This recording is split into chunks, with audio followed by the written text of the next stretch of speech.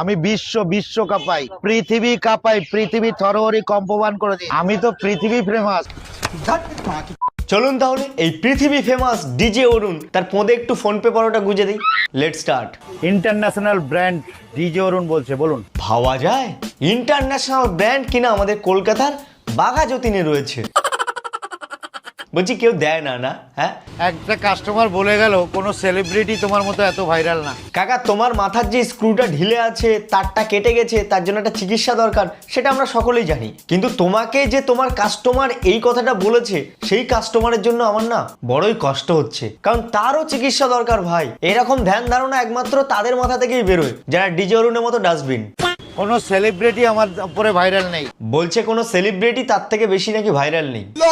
সত্যি বলছি কাকা, তোমার একটা ভালো চিকিৎসা দরকার। তুমি একটা ভালো মাথার চিকিৎসার ডাক্তার খোঁজো, সেখানে গিয়ে চিকিৎসা করাও। ব্র্যান্ডের জামা কাপড় কেন পরো না?